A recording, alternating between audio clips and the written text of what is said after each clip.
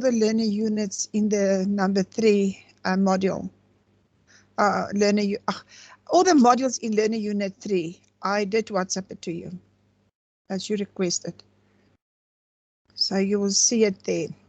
So any problems? Yeah, so any problems, please let me know. But I have reload the others to make sure it is 100%.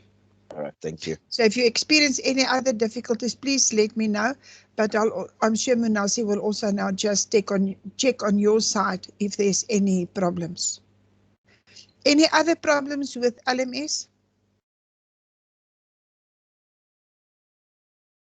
Okay, then I just want to announce something quickly is that tomorrow we was actually supposed to have another session for a farewell in tonight, but we've decided that we're going to change that till next Monday because it will fit in also with some of our modules just after that.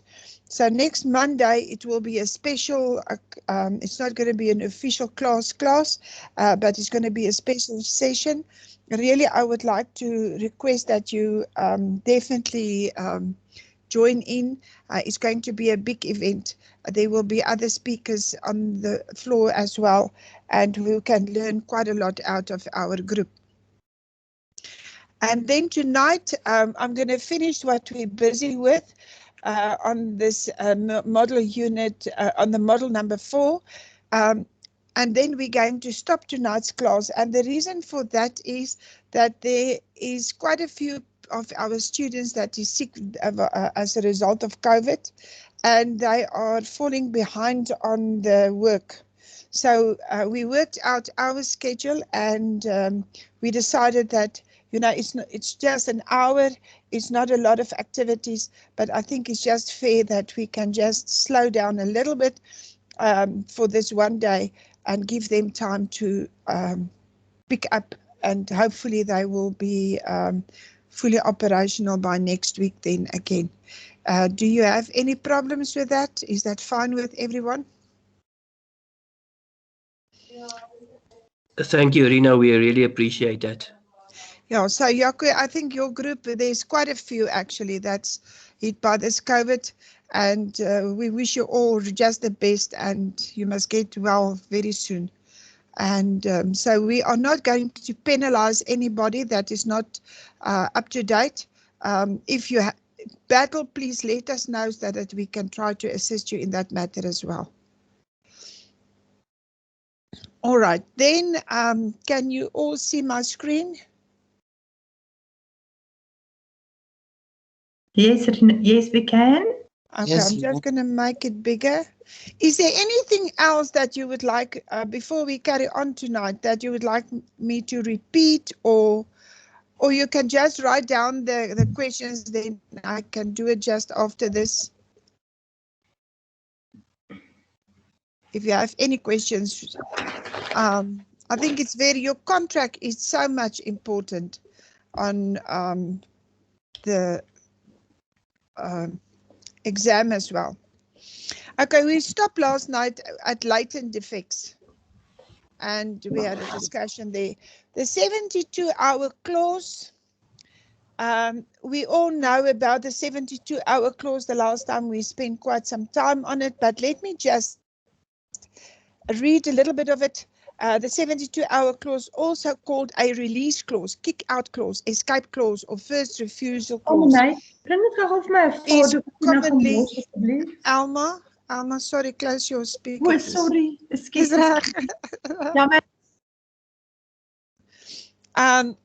Okay, it's commonly inserted into the real estate offer to purchase documents. And this clause actually came from the Consumer Protection Act. Can anybody tell me why this clause is in the contracts?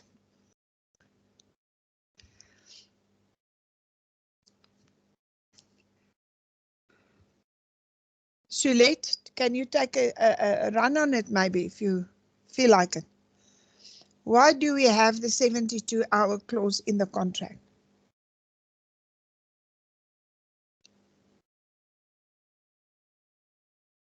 Cabela, can you take try.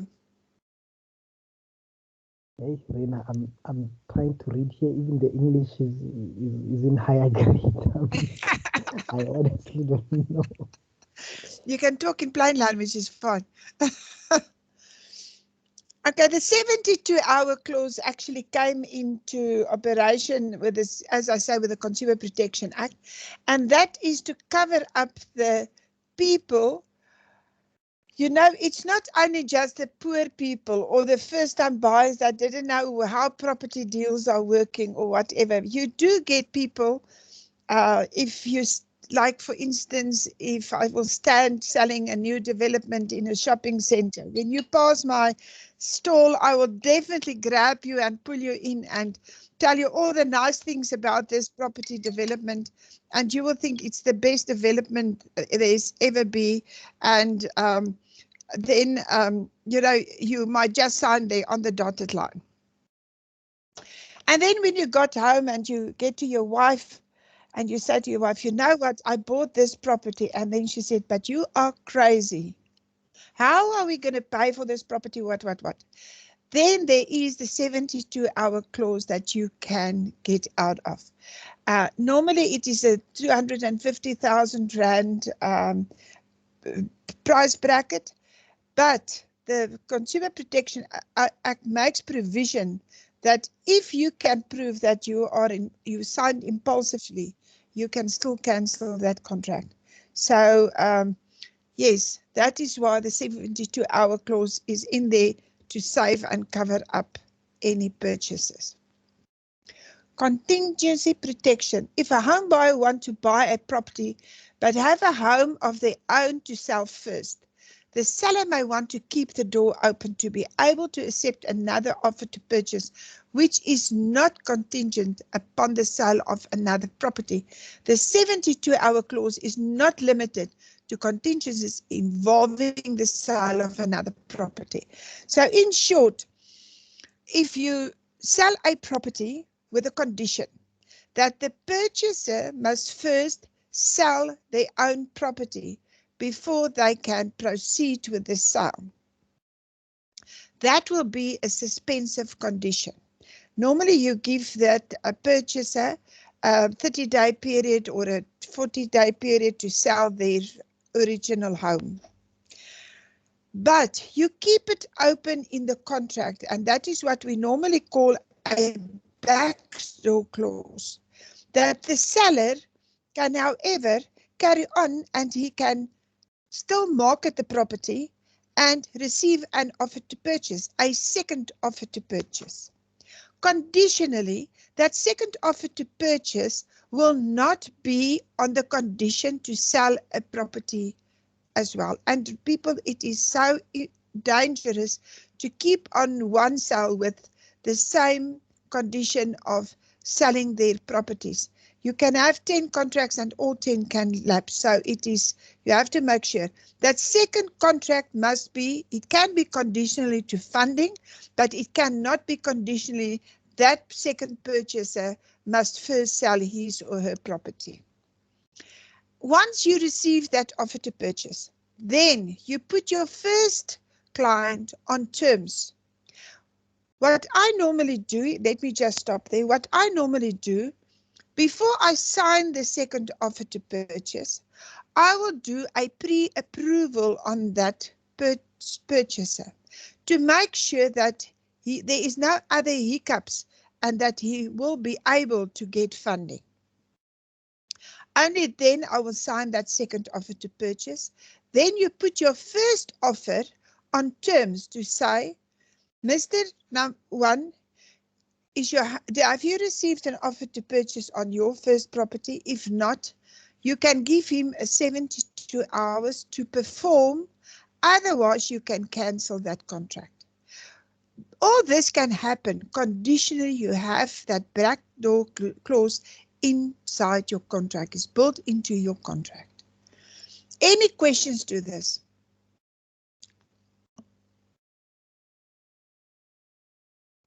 Okay, so that is clear on that one. Okay, that is the 72 hours that I just spoke to now, is that you can put your first purchaser on terms to fulfill the suspensive condition.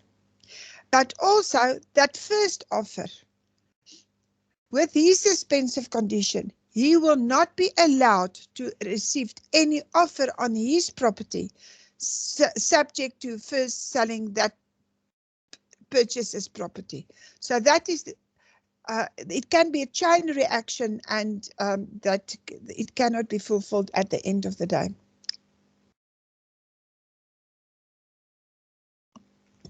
It may be wise to require the buyer to acknowledge receipt of the 72-hour notice on a copy of this notice.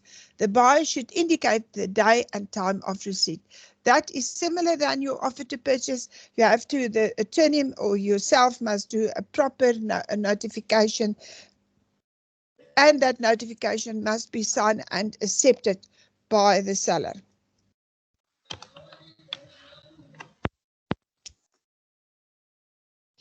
The first buyer, milady, sorry, do you want to ask something? I just see something went open. Okay. The first buyer cannot commit to the offer, to the purchase for some reason. The second contract becomes binding, and the seller proceeds to sell the property to the second buyer with an unconditional offer to purchase. I think lately it is also advisable on any contract to get backup contracts that you can sign, even if it's not subject to the sale of a property.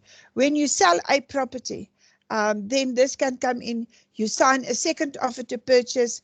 So if the first offer to purchase is either taking too long for what reason, you can put that purchaser on terms timelessly, and then on the date the second offer can come in, and at least you keep the client and you will have a successful sale. Okay, so the activity on the 72-hour clause, I know that this used to be also a question in the exam. So I think just familiarize yourself with the 72-hour clause and make sure that you know it. Financial products and providers. Developers and property owners, no matter where in the world they operate, will have to finance their project using equity finance, debt finance, or mixture of both.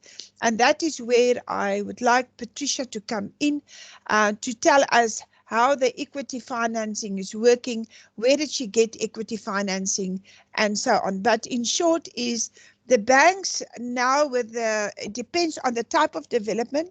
The developments that we encourage the developers to do is the rental market. The reason for that, it is a low risk finance vehicle for the banks, because they know if you cannot pay, they can just take the property back and they will have an immediate income.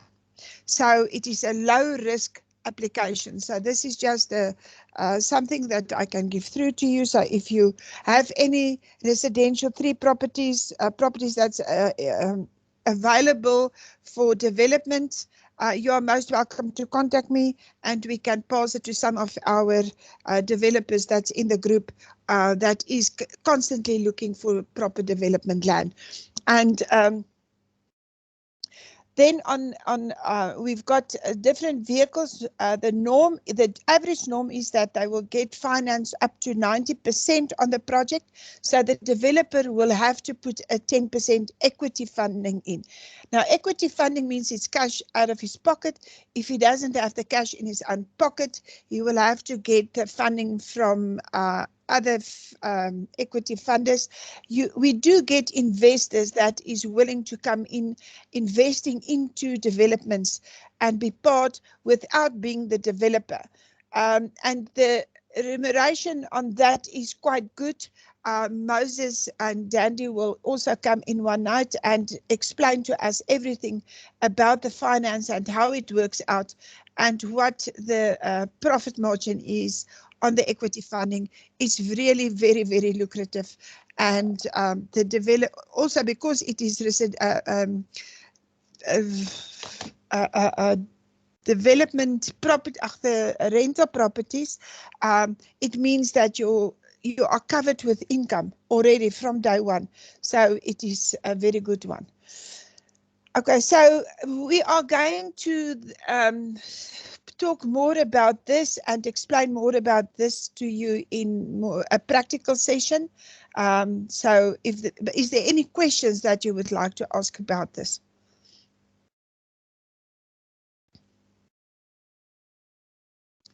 Everybody is quiet.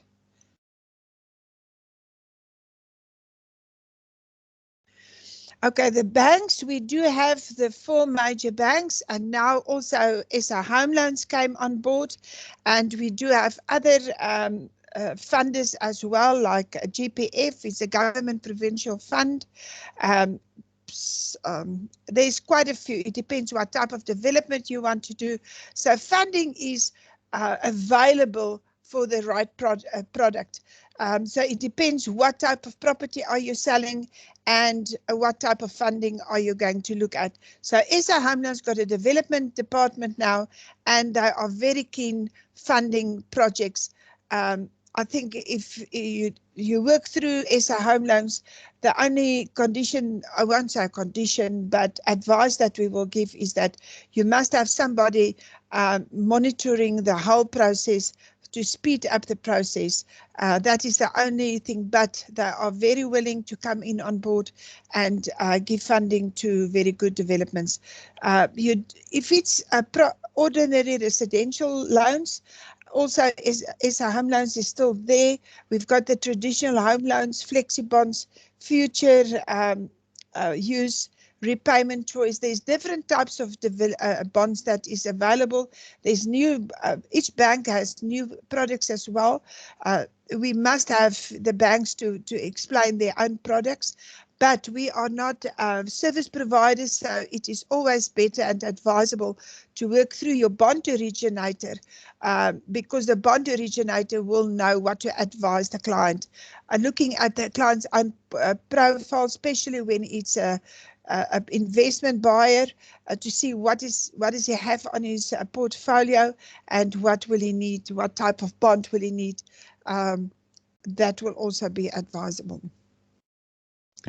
Financial sources, I think here you can do some homework, Google some of the banks and look at the type of bonds that they have available now.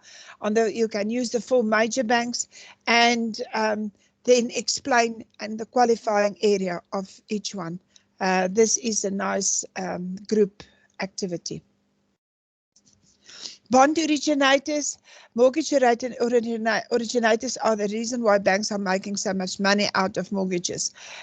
Yes, I don't know if you have bond originators appointed in your companies, but I can tell you they can send you emails every day and SMSs every day. They make sure that you don't forget about them. And yes, they are running the bank's bond area. And it is advisable to work through a bond originator. And why I prefer to use a bond originator, I do not like clients with private bankers. It takes too long, number one. Number two is the bond originators don't touch a client with a private banker because they say that they will do the work and the private banker will then outrule them. Is that the bond originator will negotiate on behalf of the client the best rates at the banks, and also the best product at the banks. I know that one of my clients was an ABSA client, and he was with ABSA more than 20, 30 years actually. And when it came to the bond, ABSA only gave him 80%, where one of the other banks came in and gave him 100%. Plus, they gave him such a good interest rate that he did not have a choice as to change his banking portfolio to the other bank. And that is why we actually use the language that the one bank buys his clients out. And that is how they buy you out, is they offer you a better price, a better product, better interest rate to get you as a client on their books. That is the way that they do the business. In our instance, we look for the best deal for our clients. Any questions? Hi, Rina. Yes, Kabela. Just a comment before Dendi comes in. I see Dendi has a hand. I think Sorry, I didn't see. Sorry, my apologies. the colleagues that are here, they can just revisit that conversation we had with Nedbank. It is loaded on YouTube. The people from Nedbank did indicate that this what you're talking about now, that they are willing to buy out bonds at better rates and everything like that. It was really an interesting conversation, like literally existing bonds. So meaning if you got a bond and it was not the best of deals, you can still go back to Nedbank, this is what they said, and try to speak to them, and they'll try and beat your current interest rate. Yeah. Yes, true. That's true. Thank you, Kabela, for that. Dandy, sorry, I didn't see your hand. Yes, thanks, Rina. I think I want to almost speak about the same thing or the outcome of the conversation we had with Nedbank. On the one hand, I would like to just know if there is anyone who has made any advancement, because otherwise it would mean that we are actually not putting some of these things in practice. There were two opportunities. If you still remember, they spoke about becoming a vendor, not vendor. Yeah, becoming a vendor. So you are able to go speak, to go direct, and almost become a broker as a registered estate agent. So I would want to know if anyone has done that, particularly from format side, if it hasn't. And also, I mean, I know that there are, unless otherwise, most of you just don't tell us you're already a vendor with all these 4 banks and all of that. But I think I'm more interested in the practical side of things and to see some of these things. The other opportunity that I saw there, which I thought people now would be grappling to ask, how do I become an aggregator? An aggregator is a guy who is just close to a bond originator, except for that you're still going to be getting paid, but you, as an aggregator, you are aggregating with Nedbank, but a bond originator has an aggregation agreement with all the different banks. So I thought some of you would be saying, yeah, I want to be an aggregator and all of that, but I think if there is anyone who has made any leap, please raise up your hand, or at least tell us about it.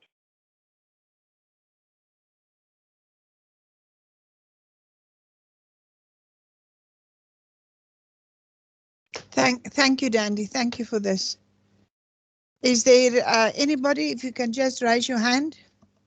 Maybe I suggest we will put that form through again, and I can also load it on LMS so that we can test it. I think it's advisable to test it.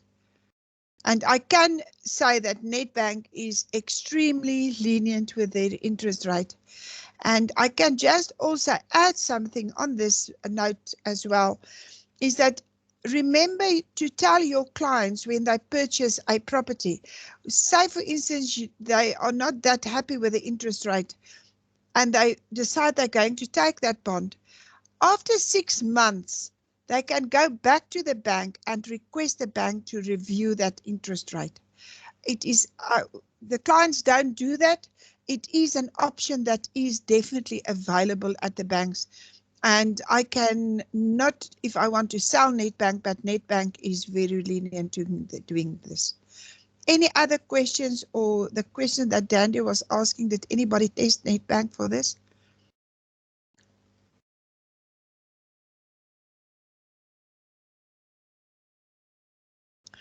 Okay, but we will put that form on the group again.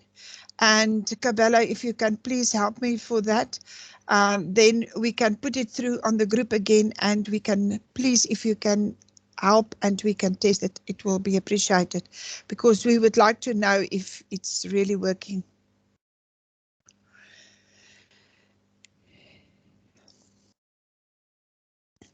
Okay, financing commercial real estate, the mortgage banking firms, the savings and loan institutions, regional banks, insurance companies, and private investors. Remember, there's insurance companies as well. Don't oversee them when you do your commercial developments. They might just be willing to come in as an equity partner. Dandy, maybe if you can help us on this finance on commercial side, please, if you can try to say something on this. Do you mind? What exactly do I need to clarify on, Rina? The process of where can we go and apply for funding for development, commercial funding? Yeah. Thanks, Rina. So on the one hand, if you're talking about commercial development, it would be mainly just your normal banks, so to say. They would have their own departments. The problem is they require someone with experience. A lot more often, either they have a balance sheet or they have experience. I've seen people who are turning over 100 million rands per annum as contractors or IT specialists, and the bank still refuse them to buy property.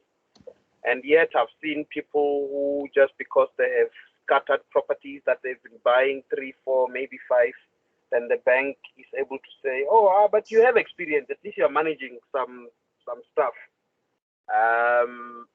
And they have been coming up pretty cool in that regard and readier to fund people, but they want someone with experience. So if you pick up a building, whether it's an existing building or a commercial building, the banks are entertaining.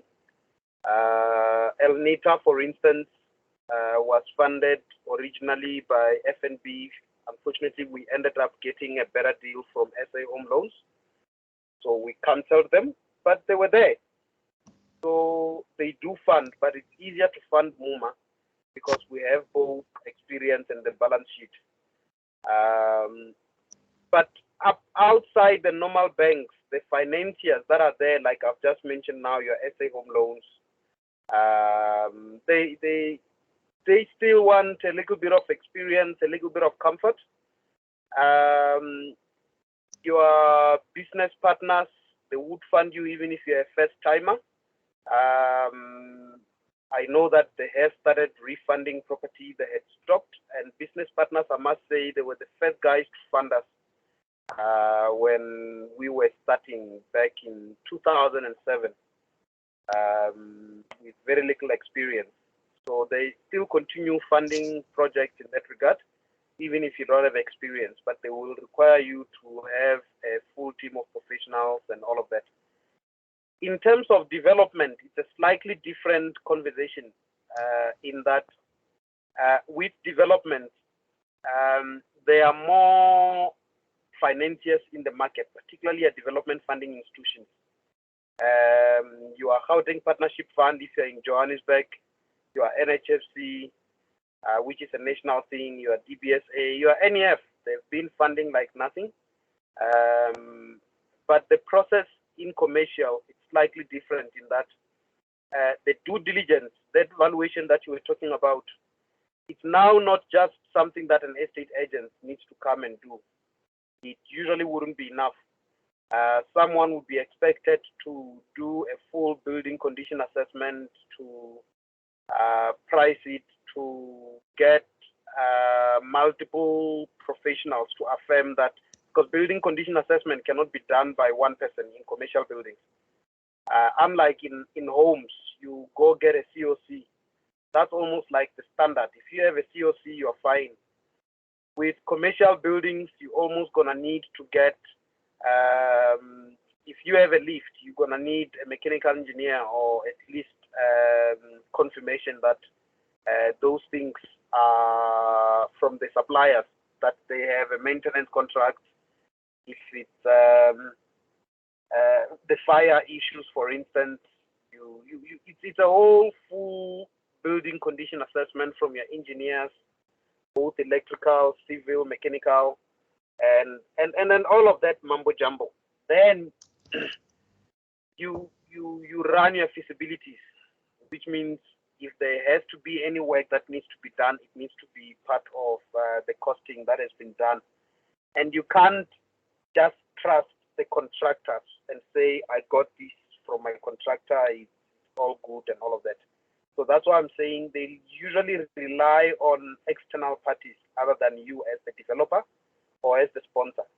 By that reliance, I mean they would want the full building assessment report, which was the case for El Nita. We have a full professional team, but it's an existing building that was existing or that was occupied. So you have no reason to doubt that nothing really doesn't work. Let me just pause there and hope I have answered your question. Danny, thank you so much. It was really valuable, this information. And I think it's needed for us as estate agents to know this part, because it's easy to take a building and think, okay, just finance and you are finished and clear and you can sell it. One thing that I can just add here, one of the documents that was needed is a COC certificate.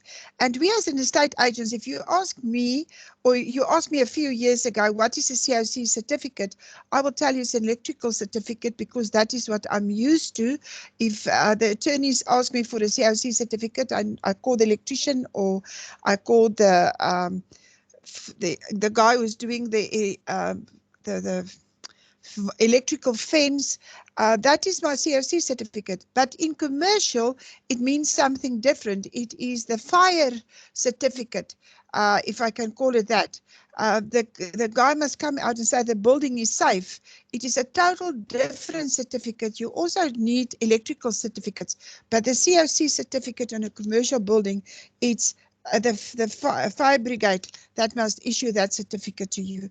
So it is not the occupational certificate that you receive the day when the building is finished and you can occupy the certificate.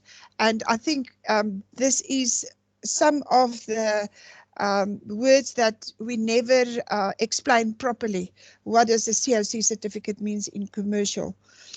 Also, something that I've learned on what you said, Dandy, and from Patricia and everybody, is that the banks do not fund vacant land anymore.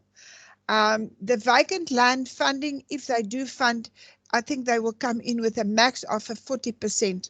But they need a business plan with this development land, because development land is not cheap. It doesn't come cheap, and you must prove what are you going to do there. You cannot just buy the land and then hope what you can do. And I think if we look at the documentation needed for funding, what I've also learned out of all the documentation is your DUTEC report. Even El Nita was a finished building and an existing building, an existing property. They still need a DUTEC report. I'm not sure if they just want to make sure on the future foundation or the current foundations, but it is important. Maybe you can help there, Dandy. Can I perhaps come in there, Rina? Yes, please, Dandy. Yes, the reason why we needed, under normal circumstances, a geotech report is not needed for a going concern. So for a building that is existing. Now, El Nita, on the other hand, is special in that it has a second phase. There by the, what do you call, where they have the car shows. Hello? Yes, I can hear you, Danny. Yes, so the special condition there is because, or the reason why they need it is because of the new foundation. But on the second phase, where we now have the car shows. Okay, but just one question. What will then be needed? In our current market, there's quite a lot of office blocks that will come available, or that will be available, that we can maybe consider revamping to accommodation flats. What will then be needed? You as an architect on the foundations, this is just an interesting question.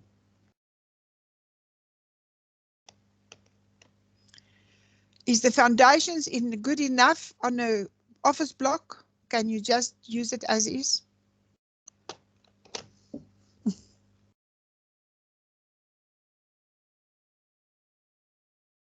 Dandy?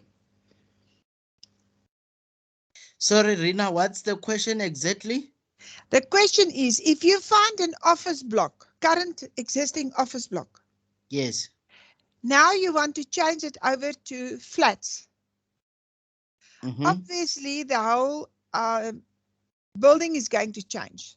Yes. Your water capacity won't be enough. Your plumbing won't be enough. What about your foundation? I'm just asking. It was a question that came to me and I didn't know how to answer it. No, so normally if ultimately you're going to do it, you will need to get a structural what do you call a structural engineer to do an assessment on the building.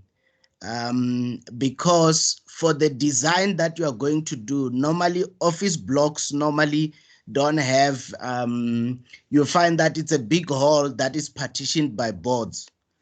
So, but if you are going to to convert it to residential, you now are going to put in real bricks to partition the units.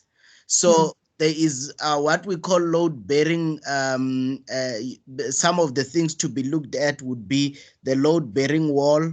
While the structure could still be solid, you find that the moment you start adding the walls in between, you may need to put some reinforcement.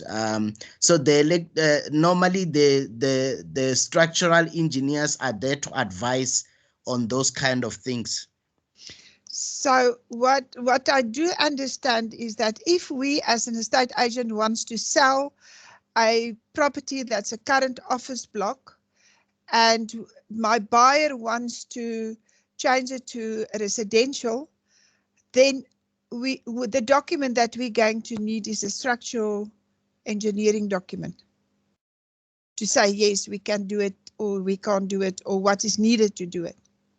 Well, it's not as easy as that, because remember from the sales side on your side, from the estate agent's point of view, it has to be, the biggest question is, can it be used for what the client intends to do? If the question could be on a marketing side, yes, it can be converted into student, whether into residential accommodation or not. Yes, you tick that box, which is, I think, the primary job of an estate agent, is to be able to understand the market, that if we were to convert this building to residential, will it work as a residential unit? Not so much the moment you start, and I think that's what Dendi was highlighting. The moment you start looking at the structure, you need professional team to be able to ascertain that. That may take a little bit longer than usual in terms of your assessment, but the first tick is to say, from a market point of view, can it work as residential accommodation? If it's yes, that should be adequate for the estate agent to could now pursue maybe the sale. Part of it would be to allow time, and that's why we normally, in the offer to purchase, you would put your time for due diligence as part of the offer to purchase. Some of the suspensive clauses, that is to allow the buyer to be able to go and consult with their technical team, who will then come back and say, okay, this is how we think the conversion will work. The structural engineer will say, okay, does it work? If you put how many number of units, will it work in terms of your structure? How does it affect the current existing structure? So that should be part of the feasibility in the due diligence process. So in essence, I'm saying the responsibility should be to create an offer to purchase that allows for that process to happen. You may not necessarily have the expertise to do that. It's up to the buyer to find the right expertise to help them do the proper due diligence. Thank you. Thanks, Moses. Thank you so much. Yes, now that was a very valuable input. Yes, I agree with you. It is for the purchaser to do so. But I think from our point of view, we must know that we must convince our sellers that we will have to allow time for that to happen. Okay, I think we spoke actually about this, the income and what is needed if you want to do funding for commercial property. As Danny also said that the banks looks at your bank statements. Can you do it as a company? So it's your income and expenses, financial statements, your profiles of the managing team, and that is so important. All the banks ask that. Property appraisal, financial statements, plans, including its construction blueprints, and unlike most residential real estate transactions, the potential borrower is asked to pay 1 or 2% in terms of the loan. I think we did mention now quite the difference between the commercial and residential funding. That is very important because as an estate agent, not all of us are involved in commercial funding, and I think it's good to have this experience. When it crosses your path, at least you can do that. That is very important. Okay, and then on the next slide is list act documentation that your commercial client has to prepare in order to seek financial assistance. And this is really the reason why I did ask Danny, and thank you, Moses, for the input there. You're going to need the answers there. The activity calculations, this Mr. Seller, I think we're getting very lazy as an estate agents. We don't really use the calculator anymore. We just go onto Uber or the bank site. But yes, how do you work out how much commission are you going to get?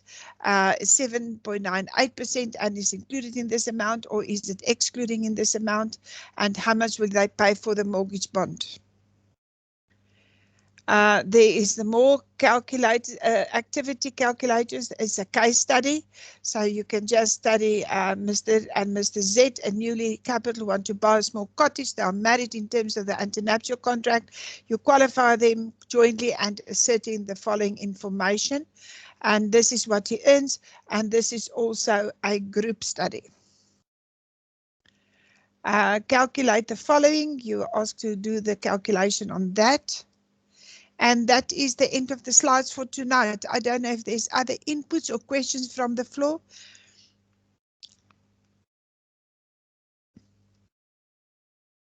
Maxwell?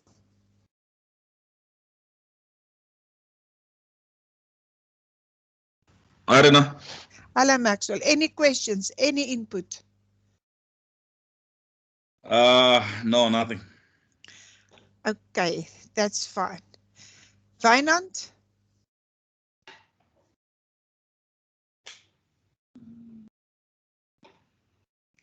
Are you all satisfied with everything? Vusi?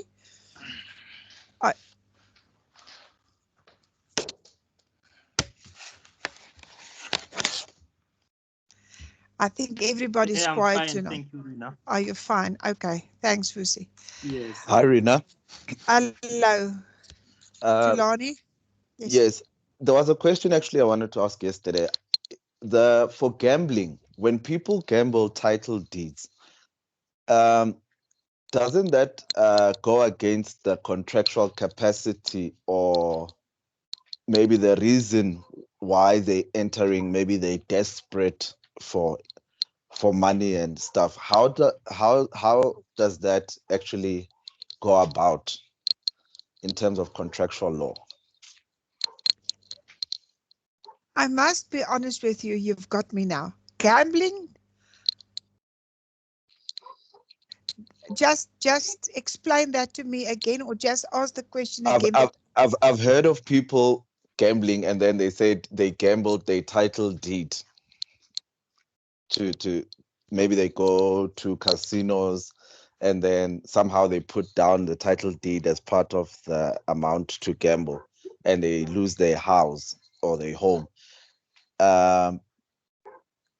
In terms of contractual capacity, is that allowed? can they go out of that contract? Okay, this is going to my own opinion. Number Yes. one is that, say for instance, the house are not bonded. Then whatever they want to sell that house for, and actually the gamble is like they're selling the house for that amount. That is up to their own choice. But if it's bonded, it's against the law, because your first, say for instance, it's with any bank, that bank must give permission that you can, let's say, rebond or sell that property. Rebond this, even if you want to sell your property, you must give the bank notice that you're going to sell the property. So they must give a notice to the bank to say either I'm going to gamble or sell my property, whatever they want to call that action, and the bank must give permission to that. Also, if, say for instance, the bond is 500,000, they cannot gamble for 100,000 because the bank has got the first right on the first proceeds. So I will suggest it's actually fraud in the way of they gamble something that they cannot gamble with unless there's no bond. Okay. Did that answer you more or less? Yes, yes. It's just that I heard a friend, a family, they went through a similar thing, and my question, just as we were learning, is that contractually correct, or because what was the thinking? Was that person's capacity of thinking in the right place, or were they desperate and the intentions thereof? So I think that you must be very desperate to gamble your house, I must say. Yeah.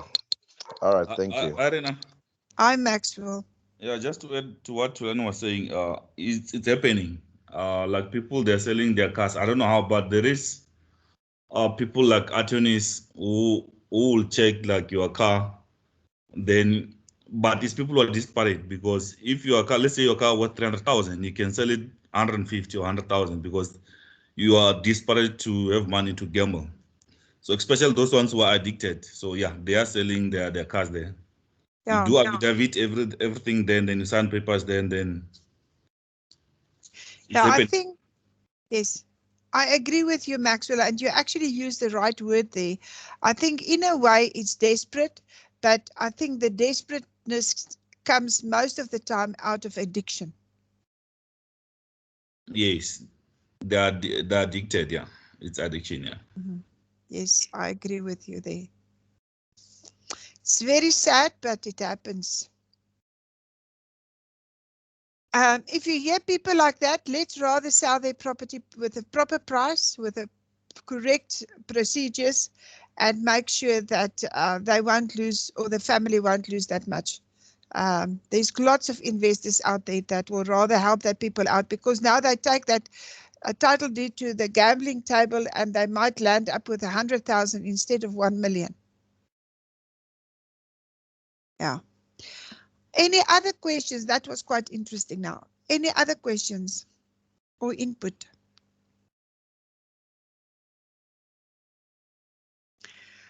Okay, so if there's nothing else, we are going to close for tonight.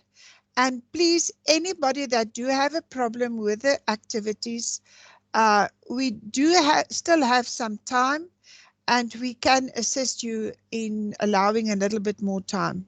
However, there is more questions that is going to come up, but for the activity side, we can still allow a little bit more time. Any more questions? Nothing? Then we are going to put a invitation out for next Monday. You will receive it before for the weekend on the group. And you can invite your friends, you can invite everybody there. It's going to open floor. It's going to be quite interesting, and yeah, we would like to welcome everybody there. Please, I would like to see you there. Thank you for that. Hi. Yes, hi. Hi. Can you remain for 2 minutes after the class, please? I will do so, Vusi. That's fine. All right, thanks. Thank you. Okay, anybody that, then we can close for tonight. Thank you for everyone, Dandy, everybody, Moses, that has an input. It was quite valuable. Thank you. Bye-bye, everybody. Bye-bye, everyone. Yes. Bye-bye, Rina. Bye. Bye-bye. Dandy, maybe you can stay if you can.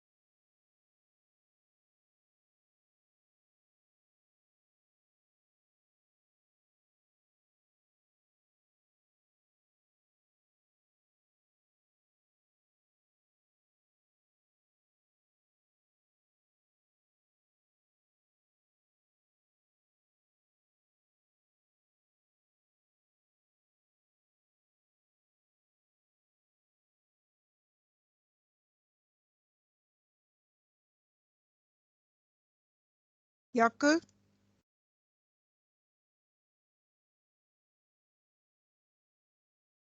Vusi, I think these other people, Yaku is sick and Wynand is sick as well. Maybe they just locked in, they are not locked out, yeah. Yeah, there is no way that you can take them out. No, Cabello, are you still here?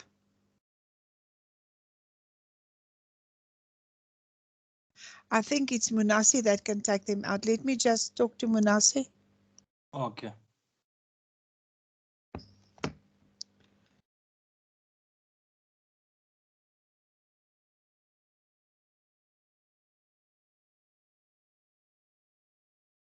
Okay, Yaku.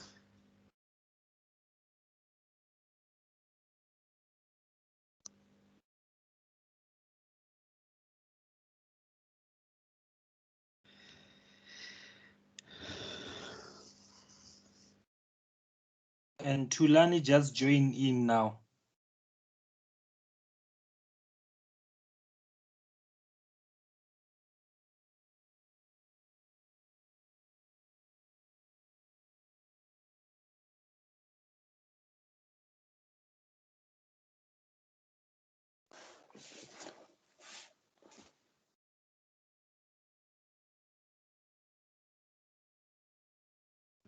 Okay, Munasi will now come in and take them out.